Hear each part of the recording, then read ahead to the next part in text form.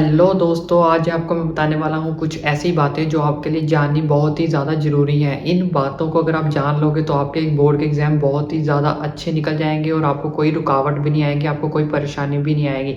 लेकिन अगर आपने इन बातों को नहीं जाना और आपको इनके बारे में नहीं पता हुआ तो आपको बहुत ज़्यादा भारी वाला नुकसान भी हो सकता है। तो वीडियो को बिना स्किप करे वीडियो को पूरा देखें और इन बातों को अच्छे से समझें और इन गलतियों को अच्छे से समझें जो कि आपने बोर्ड एग्ज़ाम में बिल्कुल भी करके नहीं आनी है।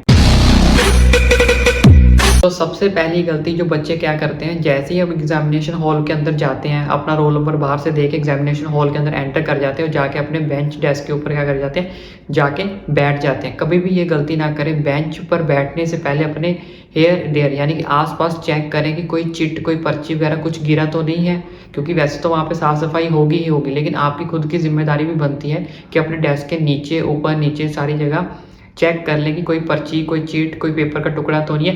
क्योंकि अगर वहाँ पे कोई भी पेपर का टुकड़ा मिलता है तो उसकी रिस्पॉन्सिबिलिटी फिर आप होगी, क्योंकि उस बेंच के ऊपर उस टाइम पे आप बैठे होगे। तो फर्स्ट पॉइंट में हमने क्या चेक किया कि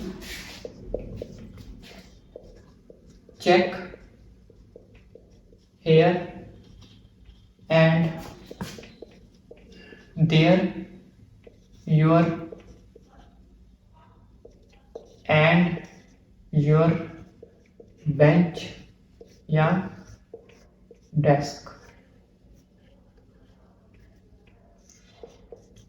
किसी भी आप बेंच डेस्क के ऊपर बैठने से पहले अपने हेयर देयर ऊपर नीचे सारी जगह उसको अच्छे से एग्जामिन कर लें कि वहाँ पे कोई पर्ची, कोई चिट वगैरह अगर आपको मिलती है तो उसी टाइम उसको बाहर फेंक दें या किसी टीचर को इन्फॉर्म कर दें, ताकि आपकी जो रिस्पॉन्सिबिलिटी है वो ख़त्म हो जाए कि 1 घंटे बाद या आधे घंटे बाद वहाँ पे कोई भी चेक करने के लिए आता है तो आपको ये ना बोले कि वो जो चिट है, वो पर्ची वो आपने गिराई है। और दूसरी गलती इस बच्चे सबसे ज़्यादा क्या करते हैं, एग्जाम के अंदर जब भी आंसर शीट लिखते हैं तो उसमें ब्लैक पेन यूज़ करते हैं। आपको आपके एडमिट कार्ड मिल गए होंगे जिसमें साफ साफ इंस्ट्रक्शन लिखी हुई है बोर्ड की कि आप ब्लैक पेन यूज़ नहीं कर सकते, ओनली ब्लू जेल पेन यहाँ वहाँ पे लिखा गया है।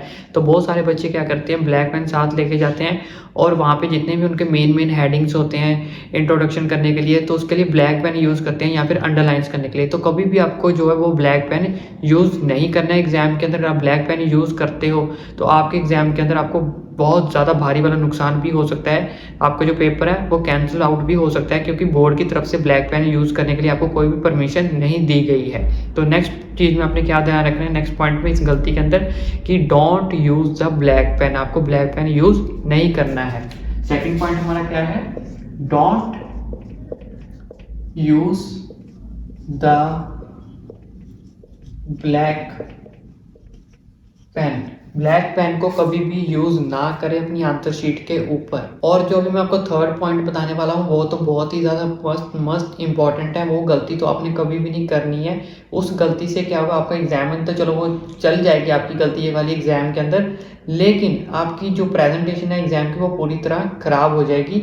इसमें क्या है, थर्ड पॉइंट पे हमने करना है, use always pencil for diagrams. Diagrams बनाने के लिए हमेशा पेंसिल का ही यूज़ करें। आप पेन का यूज़ कर सकते हैं, इसमें कोई बड़ी बात नहीं है, लेकिन मैं ये आपको सजेशन दूंगा आपको ये गलती बिल्कुल भी ना करें। हमेशा अपनी पेंसिल को ही डायग्राम्स के लिए यूज़ करें। इससे आपके जो क्वेश्चन की प्रेजेंटेशन बहुत ज़्यादा अच्छी होगी, टीचर को भी काफ़ी जो आपका पेपर है वो पसंद आएगा। पेन से अगर आपकी गलती होती है तो बच्चे क्या कहते हैं, उसके ऊपर ओवर राइटिंग करने लग जाते हैं। तो कभी भी ओवर राइटिंग ना करें। ओवर राइटिंग करने से आपका पूरा डायग्राम भी खराब हो जाए, आपकी प्रेजेंटेशन भी खराब हो जाएगी। तो इससे बेटर है कि आप कोई भी डायग्राम अगर आप बनाना चाहते हो, कोई भी आप डायग्राम को हेडिंग देना चाहते हो, तो everything you will do with the pencil, कि आप पेंसिल के साथ ही ये सारा कुछ काम करें। इस पॉइंट को हमेशा आपने अपने माइंड में रखना है कि mark the question number properly. Fourth point में हमारा क्या था, mark the question number properly. तो इसमें बच्चे क्या करते हैं, बहुत सारे क्या करते हैं, अगर आपको कोई फंक्शंस लिखने को दिए गए हैं फंक्शंस, तो इसमें क्या कहते हैं 1 2 3 4 ये वाले जो नंबर्स हैं ये नंबर डालते ही नहीं है। क्यों भाई, ऐसा क्यों करते हो आप? नंबर क्यों नहीं डालते हो? नंबर डालो। नंबर नहीं डालोगे तो मैंने अभी बताया आपको, टीचर उसको क्या कर लेगा, पैराग्राफ समझ लेगा, फिर आप मत बोलना कि मेरे नंबर कट गए। तो उस चीज़ को गलती बिल्कुल ना करें। और दूसरी गलती क्या करते हैं बच्चे, सेक्शन, मान लो आप सेक्शन ए अटेम्प्ट कर रहे हो, तो सेक्शन ए का फर्स्ट क्वेश्चन कर लिया, सेकंड क्वेश्चन कर लिया, यहाँ से क्या कर देंगे, सेक्शन बी को शुरू कर देंगे। सेक्शन बी का फर्स्ट कर लिया, सेक्शन बी का शुरू कर लिया, और सेक्शन ए का जो थर्ड फोर्थ क्वेश्चन है वो इसके अंदर अटेम्प्ट करने लग जाएंगे। थर्ड फोर्थ, भाई वो तो सेक्शन ए का क्वेश्चन है, तो आप उसको सेक्शन बी के अंदर क्यों अटेम्प्ट कर रहे हो? Why you do this, why? आप सेक्शन ए के क्वेश्चन जो है सेक्शन बी के अंदर क्यों अटेम्प्ट करते हैं? बहुत सारे बच्चे क्या करते हैं, सेक्शन ए के अगर 2 क्वेश्चंस आते हैं वो अटेम्प्ट कर लिए, उसके बाद सेक्शन बी के 2 क्वेश्चन आते हैं फिर उसको अटेम्प्ट करने लग जाते हैं, फिर सेक्शन सी के। क्यों भाई, आप शफल क्यों कर रहे हो क्वेश्चंस को? अगर जितना ज़्यादा आप शफल करोगे क्वेश्चन को, जितना ज़्यादा आप टीचर को खिंचाओगे, क्योंकि टीचर के पास इतना टाइम नहीं होता कि वो आपका अकेले से बच्चे को चेक करे कि पहले सेक्शन ए की तरफ मोल्ड करे, फिर सेक्शन बी की तरफ जाए, फिर सेक्शन बी। जितना ज़्यादा आप अपना उनका टाइम वेस्ट करवाओगे, उतना ज़्यादा जो गुस्सा है वो सारा कुछ आपके पेपर पे निकलेगा। फिर मत बोलना कि हमारे नंबर कट गए।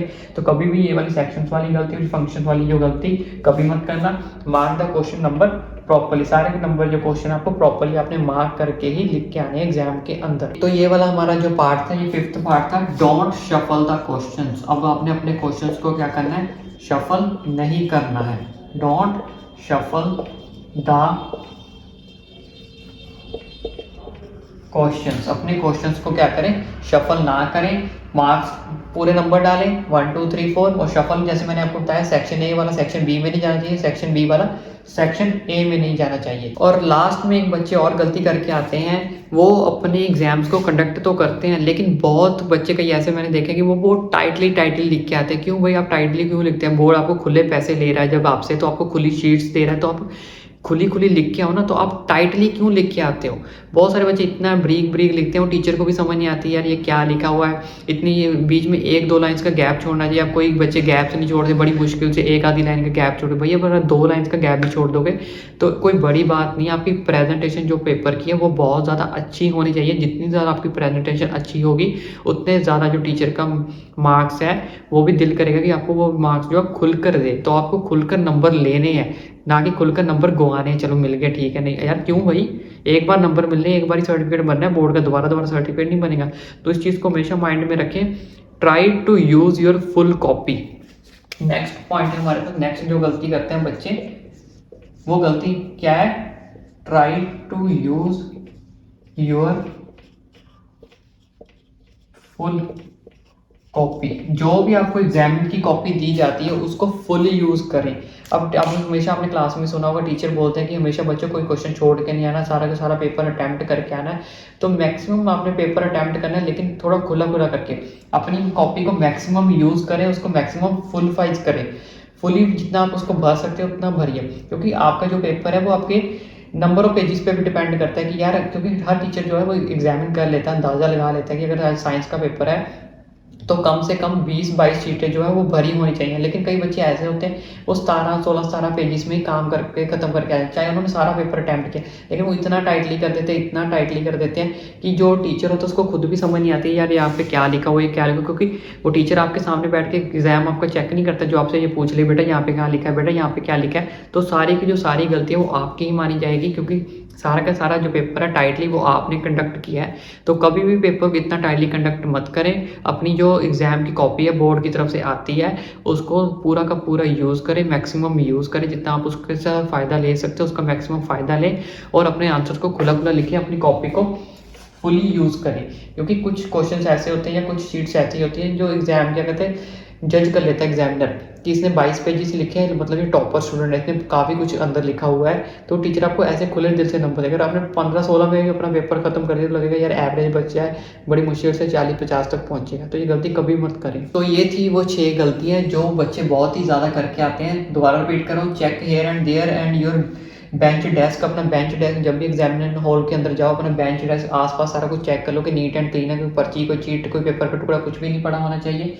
Don't use a black pen. अपने ब्लैक पेन को कभी भी यूज़ नहीं करना है अपनी एग्जामिनेशन शीट के ऊपर।